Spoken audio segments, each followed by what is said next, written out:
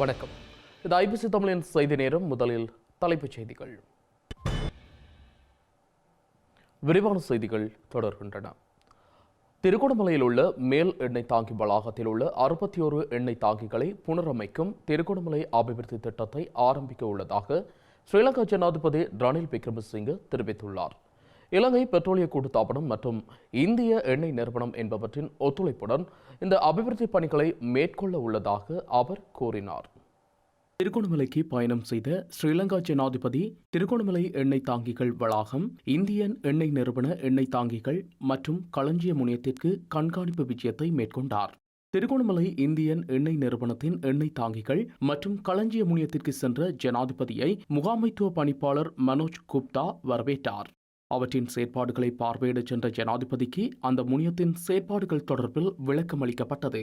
இதன்போது திருகோணமலை எண்ணெய் தாங்கி கட்டமைப்பை மீண்டும் செயற்படுத்தி தேசிய பொருளாதாரத்துடன் இணைப்பதற்கான துரித வேலை திட்டத்தை நடைமுறைப்படுத்துமாறு ஸ்ரீலங்கா ஜனாதிபதி பொறுப்பான அமைச்சர் மற்றும் அதிகாரிகளுக்கு பணிப்புரை விடுத்தார். பல தசாப்தங்களாக பயன்படுத்தப்படாத திருகோணமலை எண்ணெய் தாங்கி கட்டமைப்பை நவீனப்படுத்தி திருகோணமலை அபிவிருத்தி வேலை திட்டத்தை துரிதப்படுத்த வேண்டியதன் அவசியத்தையும் ஜனாதிபதி சுட்டிக்காட்டினார். இந்தியன் எண்ணெய் நிறுவனத்தின் மசகு எண்ணெய் கலக்கும் ஆலையையும் ஜனாதிபதி பார்வையிட்டார். வருடத்திற்கு 18,000 கிலோ லீட்டர் கொள்ளளவை கொண்ட இந்த ஆலை மூலம் நாட்டின் மசகு எண்ணெய் தேவை பூர்த்தி செய்யப்படுகின்றது. அத்துடன் எண்ணெய் களஞ்சிய முனையத்தில் அமைந்துள்ள அதிநவீன ஆய்வுக்கூடத்திற்கு சென்ற ஜனாதிபதி அதன் செயற்பாடுகளை பார்வையிட்டதுடன் இலங்கையின் முதலாவது உள்நாட்டு கிரீஸ் உற்பத்தி ஆலையையும் பார்வையிட்டார். வருடாந்தம் 3000 மெட்ரிக் டன் கொள்ளளவை கொண்ட இந்த கிரீஸ் உற்பத்தி ஆலையானது நாட்டின் மொத்த கிரீஸ் தேவையையும் பூர்த்தி செய்வதோடு தற்போது கிரீஸ் இறக்குமதிக்கு செலவிடப்படும் அந்நிய செலாவணியை சேமிக்கும் திறனையும் கொண்டுள்ளது. இலங்கை பெட்ரோலிய கூட்டுத்தாபனம் மற்றும் லங்கா ஐஓசி நிறுவனம் இணைந்து முன்னெடுக்கும் 61 எண்ணெய் தாங்கிகளை உள்ளடக்கிய மேல் தாங்கி வளாகத்திற்கு விஜயம் செய்த ஜனாதிபதி அதன் செயற்பாடுகளையும் பார்வையிட்டார். இதேவேளை 2ஆம் உலகப் போரின் போது குண்டு தாக்குதலுக்கு உள்ளான எண்ணெய் தாங்கி வளாகத்தையும் ஜனாதிபதி பார்வையிட்டார். நெருக்கடியான காலப்பகுதியில் நாட்டின் எரிபொருள் விநியோகத்தை முறையாக பேணுவதற்கு இந்தியன் எண்ணெய் நிறுவனம் ஆற்றிய அர்ப்பணிப்பை ஜனாதிபதி ரணில் விக்ரமசிங்கே பாராட்டினார். இலங்கையில் உள்ளூராட்சி மன்ற தேர்தல் நடத்தப்படும் புதிய திகதி அடுத்த வாரம் அறிவிக்கப்படும் என ஸ்ரீலங்கா தேர்தல்கள் ஆணைக்குழு தெரிவித்துள்ளது. 2023ஆம் ஆண்டிற்கான வரவு செலவு திட்டத்தின் மூலம் தேர்தலை நடத்துவதற்காக ஒதுக்கப்பட்ட நிதியை ஒத்திவைப்பதை தவிர்க்குமாறு உயர்நீதிமன்றம் பிறப்பித்த இடைக்கால உத்தரவை அடுத்து ஆணைக்குழு இதனை தெரிவித்துள்ளது. இலங்கையில் தேர்தலை நடத்த தேவையான நிதி கிடைக்காமையினால் திட்டமிட்டபடி தேர்தலை எதிர்வரும் 9ஆம் தேதி நடத்த முடியாது என ஸ்ரீலங்கா தேர்தல்கள் ஆணைக்குழு அண்மையில் தெரிவித்திருந்தது. அதன்படி உள்ளூராட்சி மன்ற தேர்தலை நடத்துவதற்காக புரிதோர தினத்தை தீர்மானிக்க நேரிட்டுள்ளதாக ஆணைக்குழுவின் தலைவர் நிமல் புஞ்சிகேவா கூறியுள்ளார். இது தொடர்பான பிரச்சினைகள் குறித்து கலந்துரையாடுவதற்கான கூட்டம் இன்று நடைபெற்றிருந்த நிலையில் நிதியமைச்சின் செயலாளர், காவல்துறையினர் உள்ளிட்ட சம்பந்தப்பட்ட தரப்பினருடனான கலந்துரையாடலின் பின்னர் தேர்தல் நடத்தப்படும் திகதி தீர்மானிக்கப்படும் என அவர் குறிப்பிட்டுள்ளார். அடுத்த வாரத்தின் ஆரம்பத்தில் சம்பந்தப்பட்ட தரப்புடன் கலந்துரையாடல்களை முன்னெடுக்க எதிர்பார்த்துள்ளதாகவும் நிமல் புஞ்சிகேவா தெரிவித்துள்ளார். இதேவேளை உள்ளூராட்சி மன்ற தேர்தல் தொடர்பாக ஐக்கிய மக்கள் சக்தியின் பொதுச் செயலாளர் ரஞ்சித் மத்தும பண்டார தாக்கல் செய்த மனு இன்று உயர் நீதிமன்ற நீதியரசர்களான பிரீத்தி பத்ம சூரசேன, ஜனகடி சில்வா, பிரியந்த ஜெயவர்தன ஆகிய மூவரடங்கிய நீதியரசர்கள் குழாம் முன்னிலையில் பரிசீலனைக்கு எடுத்துக் கொள்ளப்பட்டது. இதனையடுத்து தேர்தலை நடத்துவதற்காக ஒதுக்கப்பட்ட நிதியை நிறுத்தி வைப்பதை தவிர்க்குமாறு உயர்நீதிமன்றம் உத்தரவிட்டுள்ளது. கச்சத்தீவு புனித அந்தோணியார் ஆலய திருவிழா கொடியேற்றத்துடன் இன்று ஆரம்பமாகியுள்ளது. இலங்கை இந்திய பக்தர்கள் திருவிழாவில் பங்கேற்றுள்ள நிலையில் அவர்களுக்கான அடிப்படை வசதிகள் அனைத்தும் மேற்கொள்ளப்பட்டுள்ளதாக மாவட்ட அரசாங்க அதிபர் சுட்டிக்காட்டியுள்ளார். கச்சத்தீவு புனித அந்தோணியார் ஆலய திருவிழா இன்று மாலை 4:30க்கு கொடியேற்றத்துடன் ஆரம்பமானது. திருச்சிலுவை பாதையை தொடர்ந்து திருப்பலி, நற்கருணை, ஆசீர்வாதம் ஆகியன இன்று நடைபெற்றன. நாளை காலை திருவிழா திருப்பலி யாழ் மறைமாவட்ட ஆயர் ஜஸ்டின் பெர்னார்ட் ஞானப்பிரகாசம் ஆண்டகை தலைமையில் ஒப்புக் கொடுக்கப்பட உள்ளது. திருவிழாவில் பங்கேற்கும் வகையில் பக்தர்கள் தமது பயணங்களை இன்று காலை ஆரம்பித்தனர். யாழ்ப்பாணம் மத்திய பேருந்து நிலையத்திலிருந்து இன்று அதிகாலை 5 மணி முதல் அரசு பேருந்துகள் மற்றும் தனியார் பேருந்துகள் மூலம் குறிகட்டுவானிற்கு சென்ற பக்தர்கள் அங்கிருந்து படகின் மூலம் கச்சத்தீவிற்கு சென்றனர். குறிகட்டுவானில் இருந்து கச்சத்தீவு நோக்கி பயணிக்கும் நபர் ஒருவருக்கு இருவழி பயண கட்டணமாக 2000 ரூபாய் அறவிடப்படுகின்றது. கச்சதீவு புனித அந்தோனியார் ஆலய பகுதிக்குள் மதுபான பொருட்களை கொண்டு செல்லுதல் மற்றும் பயன்படுத்துதல் என்பன முற்றாக தடை செய்யப்பட்டுள்ளன. இந்த நிலையில் தலைமன்னார் கடற்பரப்பில் இருந்து இன்று காலை கச்சதீவு திருவிழாவிற்கு பக்தர்கள் செல்வதற்கு தயாராக இருந்த போதிலும் உரிய நேரத்திற்கு ஸ்ரீலங்கா கடற்படை மக்களை பயணிக்க அனுமதி வழங்கவில்லை என தெரிவிக்கப்படுகின்றது. கடற்படையினரின் அனுமதியை பெற்றுக்கொள்வதற்காக உரிய ஆவணங்களை காலையில் சமர்ப்பித்திருந்த போதும் காலம் தாமதித்தே கடற்படையினர் பயணிக்க அனுமதித்ததாக கூறப்படுகின்றது. இலங்கை இந்திய கடற்றொழிலாளர்களிடையே காணப்படும் பிரச்சினைகள் தொடர்பாக கச்சதீவு திருவிழா காலத்தின் போது பேச்சுக்களை முன்னெடுக்க உள்ளதாக ஸ்ரீலங்கா அரசாங்கம் முன்னர் அறிவித்திருந்த போதிலும் குறித்த விடயம் கண்துடைப்பு நடவடிக்கையாகவே இடம்பெற்றுள்ளதாக இலங்கை கடற்றொழிலாளர்கள் குற்றம் சாட்டுகின்றனர். ஸ்ரீலங்கா கடற்றொழில் அமைச்சர் டாக்லஸ் தேவானந்தா தலைமையில் இன்று இடம்பெற்ற இந்த கலந்துரையாடலில் அவர் சார்பானவர்களே இலங்கை மற்றும் இந்திய கடற்றொழிலாளர்கள் சார்பில் கலந்து கொண்டதாக தெரிவிக்கப்படுகின்றது. இலங்கை இந்திய கடற்றொழிலாளர்கள் இடையே நீண்ட காலமாக காணப்படும் இழுவைமடி படகுகளின் பிரச்சினை தொடர்பான பேச்சுவார்த்தை இன்று மாலை 3 மணியளவில் கச்சதீவில் அமைச்சர் டாக்லஸ் தேவானந்தா தலைமையில் இடம்பெற்றது. இதன்போது இந்தியாவிலிருந்து கச்சதீவிற்கு சென்றிருந்த கடற்றொழில் பிரதிநிதிகள் மற்றும் கட்சிசார் பிரதிநிதிகள் அமைச்சர் மற்றும் அவருடன் அங்கு சென்றிருந்தவர்களுக்கு பொன்னாடை போர்த்தி கௌரவித்தனர். இந்த பேச்சுக்களின் போது இலங்கை கடற்பரப்புக்குள் இழுவைமடி மீன்பிடியை தவிர்த்து பிற தொழில்களுக்கு தம்மை அனுமதிக்க வேண்டும் எனவும் தமது படகுகள் விடுவிக்கப்பட வேண்டும் என இந்திய கடற்றொழில் பிரதிநிதிகள் கேட்டுக்கொண்டனர். அத்துடன் மனித உரிமை சார் அடிப்படையில் கூலிக்காக வரும் இந்திய கடற்றொழிலாளர்களை கைது செய்யாது விடுவிக்க வேண்டும் எனவும் வலியுறுத்தினார். இதனை அடுத்து கருத்து தெரிவித்த இலங்கை கடற்றொழிலாளர்களில் சிலர் இந்திய கடற்றொழிலாளர்களை எக்காரணம் கொண்டும் இலங்கை கடற்பரப்புக்குள் நுழைய விட மாட்டோம் எனவும் தெரிவித்தனர். இந்த நிலையில் அங்கே கலந்துரையாடப்பட்ட விடயம் குறித்து எதிர்வரும் செவ்வாய்க்கிழமை அமைச்சரவையில் கலந்துரையாட உள்ளதாக அமைச்சர் டாக்லஸ் தேவானந்தா தெரிவித்து கலந்துரையாடலை நிறைவுறுத்தினார். இந்த கலந்துரையாடலில் மன்னார், கிளிநொச்சி, யாழ்ப்பாணம் மாவட்ட நீரியல் வள திணைக்கள உதவி பணிப்பாளர், வடமாகாண கடற்படை தளபதி அனுருத்த நகோன், இந்தியாவில் ஆளும் பாரதிய ஜனதா கட்சியின் தமிழக மீனவ தலைவர் MC முனுசாமி உட்பட்ட கடற்றொழில் பிரதிநிதிகள் கலந்து கொண்டிருந்தனர். எவ்வாறாயினும் இந்த பேச்சுக்களில் கலந்து கொண்டவர்கள் அமைச்சர் டாக்லஸ் தேவானந்தாவிற்கு ஆதரவாக செயற்படுபவர்கள் என குற்றம் சாட்டியுள்ள உள்ளூர் கடற்றொழிலாளர்கள் குறித்த சந்திப்பு ஒருதலை பட்சமானது எனவும் குறிப்பிடுகின்றனர். யாழ்ப்பாணம் பண்டத்தரிப்பு இந்து கல்லூரியில் இலத்திரனியல் வகுப்பறை இன்று திறந்து வைக்கப்பட்டுள்ளது. குறித்த பாடசாலையின் பழைய மாணவனும் IBC தமிழ் குழுமத்தின் தலைவருமான கந்தையா பாஸ்கரன் இதனை திறந்து வைத்தார். யாழ்ப்பாணம் பண்டத்தரிப்பு இந்து கல்லூரியின் பழைய மாணவரான IBC தமிழ் குழும தலைவர் கந்தையா பாஸ்கரனின் நிதி ஒதுக்கீட்டின் மூலம் இலத்திரனியல் வகுப்பறை நிர்மாணிக்கப்பட்டு இன்று திறந்து வைக்கப்பட்டது. இந்த இலத்திரனியல் வகுப்பறையினுடைய செயற்பாடுகள் குறித்து பாடசாலை ஆசிரியர்களால் விருந்தினர்களுக்கு விளக்கம் அளிக்கப்பட்டது. அதனைத் தொடர்ந்து பண்டத்தரிப்பு இந்து கல்லூரியின் வருடாந்த இல்ல மெய்வல்லுநர் போட்டி இன்று இடம்பெற்றதுடன் அதில் பிரதம விருந்தினராகவும் IBC தமிழ் குழும தலைவர் கந்தையா பாஸ்கரன் கலந்து கொண்டார். இதன்போது விளையாட்டுப் போட்டியில் வெற்றி பெற்ற மாணவர்களுக்கு பதக்கங்களையும் சான்றிதழ்களையும் கந்தையா பாஸ்கரன் வழங்கி வைத்ததுடன் சிறப்பு விருந்தினர் உரை ஆற்றியிருந்தார். சர்வதேச நாணய நிதியத்தின் பிரதானி கிறிஸ்டலினா ஜோர்ஜியாவுக்கும் ஸ்ரீலங்கா ஜனாதிபதி ரணில் விக்ரமசிங்கவிற்கும் இடையில் தீர்மானமிக்க கலந்துரையாடல் ஒன்று நேற்று இடம்பெற்றுள்ளது. சூம் தொழில்நுட்பத்தின் ஊடாக இடம்பெற்ற இந்த விசேட கலந்துரையாடலில் இலங்கை எதிர்பார்க்கும் சர்வதேச நாணய நிதியத்தின் நிதி வசதிகள் மற்றும் கடன் மறுசீரமைப்பு தொடர்பில் ஆராயப்பட்டுள்ளது. இதேபோல இலங்கையின் பொருளாதார நெருக்கடியிலிருந்து மீள சர்வதேச நாணய நிதியத்தின் உதவி அத்தியாவசியமானது என ஸ்ரீலங்கா பொதுஜன பெரமுனவின் நாடாளுமன்ற உறுப்பினர் ரஞ்சித் பண்டார தெரிவித்துள்ளார். அத்துடன் இலங்கையின் பொருளாதார நிலையை மேலும் மோசமடைய செய்யும் தரப்பினர் குறித்து எச்சரிக்கையாக இருக்க வேண்டும் எனவும் இன்று இடம்பெற்ற ஊடக சந்திப்பில் அவர் தெரிவித்துள்ளார். சர்வதேச நாணய நிதியத்தின் உதவியை இலங்கை பெற்றுக்கொள்வது தொடர்பில் பல செய்திகள் வெளியாகியுள்ள நிலையில் அதனை அடுத்த வாரம் மார்ச் மாதம் வரை பெற்றுக்கொள்ள முடியாது என ஐக்கிய மக்கள் சக்தி தெரிவித்திருந்தது. எவ்வாறாயினும் பொய்யான செய்தி எனவும் இலங்கைக்கான நிதியுதவி தொடர்பில் சர்வதேச நாணய நிதியம் இந்த மாதத்தின் 3வது வாரம் சாதகமான பதிலை வழங்கும் எனவும் ஸ்ரீலங்கா பொதுஜன பெரமுனவின் நாடாளுமன்ற உறுப்பினர் ரஞ்சித் பண்டார சுட்டிக்காட்டியுள்ளார்.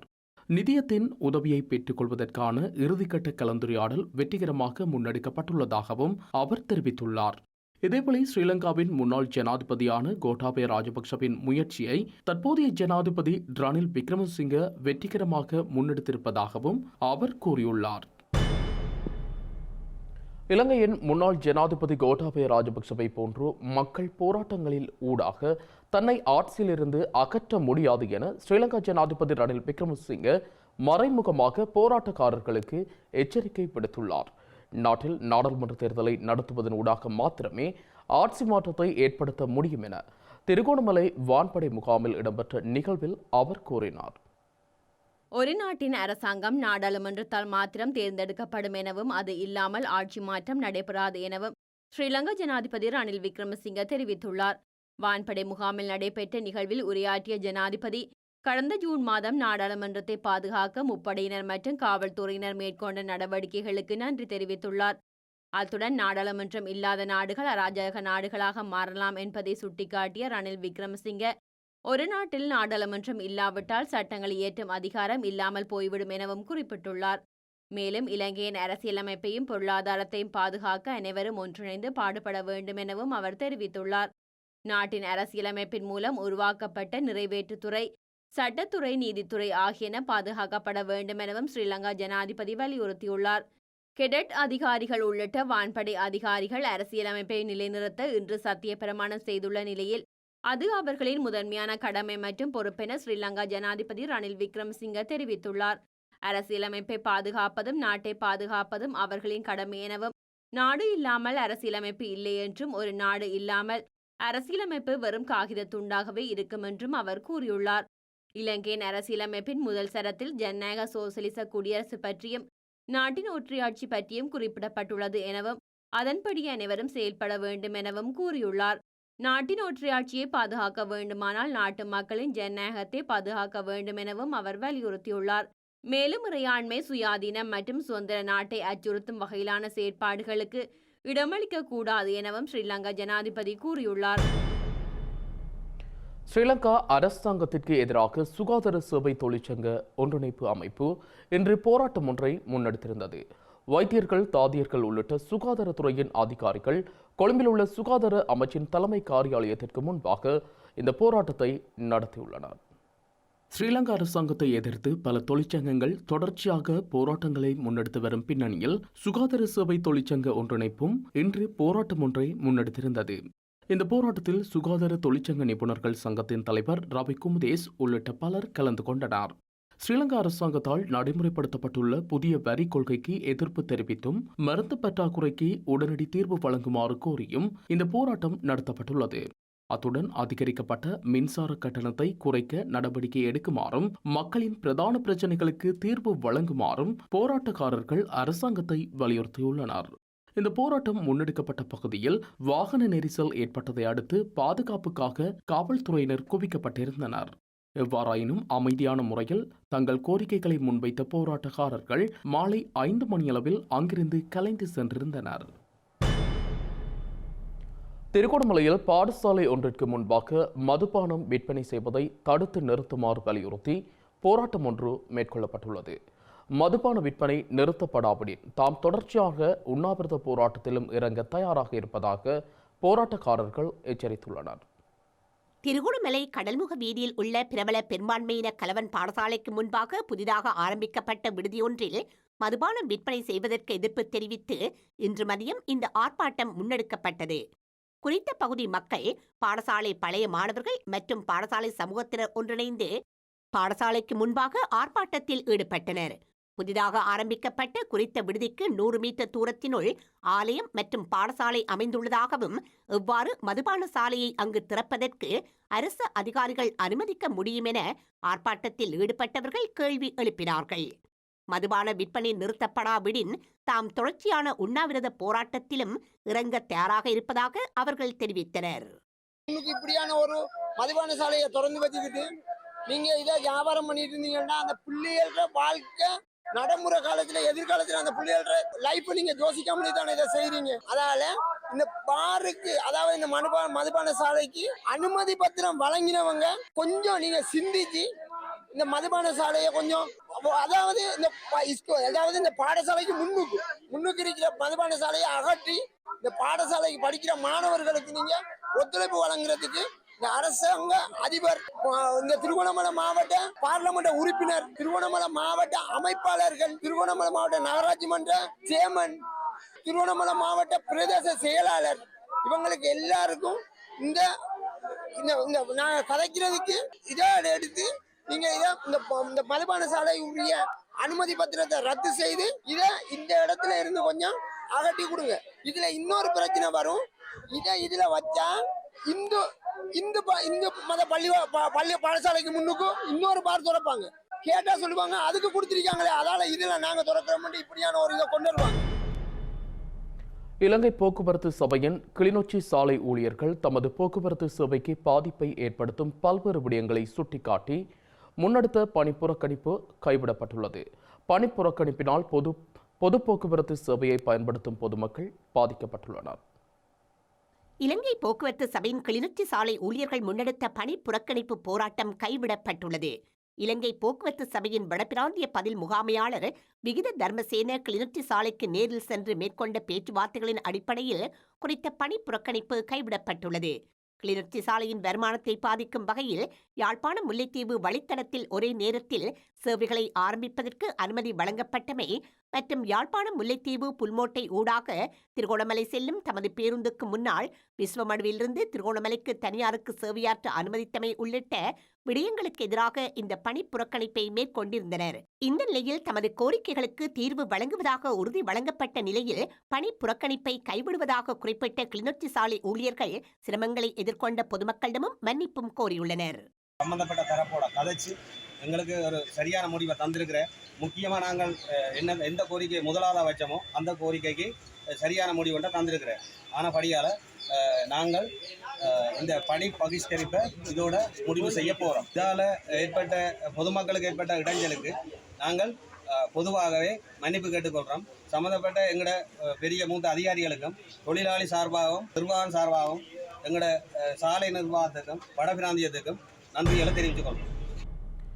ஸ்ரீலங்கா ராஜாங்க அமைச்சர் டயானா கமகேவினால் கடவுச்சீட்டை பெற்றுக் கொள்வதற்காக குடிவரவு மற்றும் குடியகல்வு திணைக்களத்திற்கு கையளிக்கப்பட்ட ஆவணங்கள் காணாமல் போயிருக்கும் பட்சத்தில் அது தொடர்பான தனி விசாரணையை மேற்கொள்ளுமாறு குற்றப்புலனாய்வு திணைக்களத்திற்கு கொழும்பு பிரதான நீதவான் பணிப்புரை விடுத்துள்ளார். டயானா கமகே தமது கடவுச்சீட்டை பெற்றுக் கொள்வதற்காக சமர்ப்பிக்கப்பட்ட ஆவணங்கள் காணாமல் போயுள்ளதாக தெரிவிக்கப்பட்டுள்ள பின்னணியிலேயே கொழும்பு பிரதான நீதவான் பிரசன்ன அல்விஸ் இந்த உத்தரவை பிறப்பித்துள்ளார்.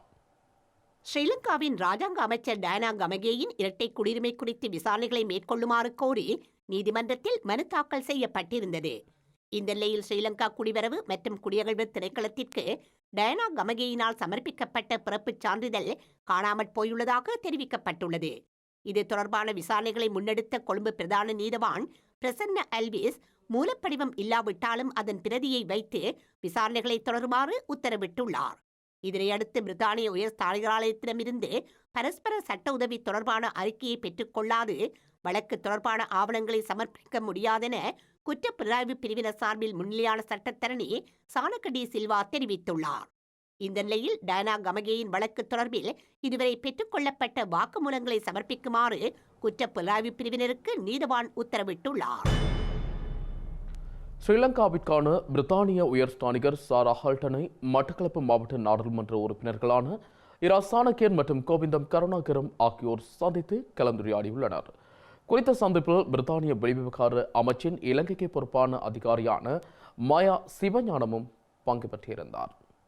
ஸ்ரீலங்காவிற்கான பிரித்தானிய உயர்ஸ்தானிகர் சாரா ஹால்டனிடம் நாடாளுமன்ற உறுப்பினர் இரா சாணக்கியனால் சமகால அரசியல் விடயங்கள், இலங்கையின் தற்போதைய பொருளாதார நிலைமைகள், தமிழர்களுக்கான அதிகார பகிர்வு மற்றும் உள்ளூராட்சி தேர்தல் தொடர்பில் எடுத்துக் கூறப்பட்டுள்ளது. மேலும் இந்த சந்திப்பில் பெண்கள் மற்றும் இளைஞர்களின் பங்களிப்பின் மூலம் எவ்வாறு அரசியலை நகர்த்தலாம் என்ற விடயங்களும் விரிவாக கலந்துரையாடப்பட்டது. எதிர்காலத்தில் பெண்கள் மற்றும் இளைஞர்கள் எதிர்கொள்ள உள்ள சவால்கள் குறித்தும் பிரித்தானியாவின் இலங்கைக்கான உயர்ஸ்தானிகரிடம் நாடாளுமன்ற உறுப்பினர்களால் விரிவாக எடுத்துக் கூறப்பட்டுள்ளது. மேலும் சில உள்நாட்டு செய்திகள் தொடர்கின்றன.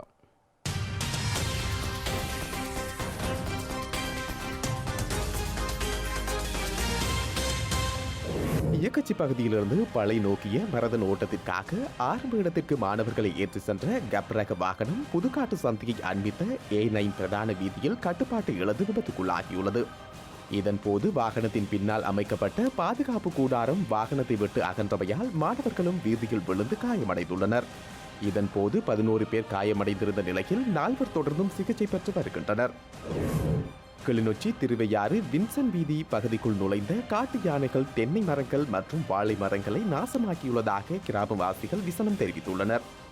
சுமார் 20க்கும் மேற்பட்ட பயன் தரும் மரங்களை அளித்துள்ளதாக அவர்கள் தெரிவித்துள்ளனர். வடக்கின் நுழைவாயில் சர்வதேச வர்த்தக கண்காட்சி 13வது தடவையாக இன்றைய தினம் வெள்ளிக்கிழமை யாழ்ப்பாணத்தில் ஆரம்பமாகியது. இன்றைய தினம் வெள்ளிக்கிழமை தொடக்கம் நாளை மறுதினம் ஞாயிற்றுக்கிழமை வரையிலான 3 தினங்கள் கண்காட்சி நடைபெறவுள்ளது. சர்வதேச வன ஜீவராசிகள் தினத்தை முன்னிட்டு வனவிலங்குகளை பாதுகாப்பதன் முக்கியத்துவம் தொடர்பான விசேட நிகழ்வு இன்று வெள்ளிக்கிழமை மன்னார் வனவள திணைக்கள அலுவலகத்தில் இடம்பெற்றது. தேசிய வனவிலங்குகளை பாதுகாக்கும் முகமாகவும் நாடளாவிய ரீதியில் அதிகரித்து வரும் பாதுகாக்கப்படும் விலங்குகளின் மரணம் மற்றும் மனிதர்களால் வேட்டையாடப்படுதல் போன்ற பல்வேறு பிரச்சனைகளை முன்னிறுத்தி அவற்றுக்கு எதிரான விழிப்புணர்வை ஏற்படுத்தும் முகமாக குறித்த தினம் அனுஷ்டிக்கப்பட்டது. இந்தியாவிலிருந்து சட்டவிரோதமாக கடல் மார்க்கமாக இலங்கைக்கு கொண்டு வரப்பட்ட பீடி இலைகள் புத்தளம் கட்பெட்டி பகுதியில் வைத்து ஸ்ரீலங்கா கடற்படையினரால் பறிமுதல் செய்யப்பட்டுள்ளன. பீடி இலைகளை ஏற்றுவதற்காக நிறுத்தி வைத்திருந்த பாரவூர்தி ஒன்றும் கைப்பற்றப்பட்டதாக விஜய கடற்படையினர் தெரிவித்துள்ளனர். 35 உரப்பைகளில் அடைக்கப்பட்ட நிலையில் சுமார் 111 கிலோ பீடி இலைகள் இதன்போது கைப்பற்றப்பட்டுள்ளதுடன் அவற்றின் பெறுமதி சுமார் 2 கோடி ரூபாய்கள் என மதிப்பிடப்பட்டுள்ளது. செய்திகளின் நிறைவாக மீண்டும் தலைப்புச் செய்திகள். இத்துடன் IBC தமிழின் செய்தி நேரம் நிறைவடைகின்றது. உடனுக்குடன் செய்திகளை அறிந்து கொள்ள ibctamil.com என்ற நமது இணையதளத்தை பார்வையிடுங்கள். வணக்கம்.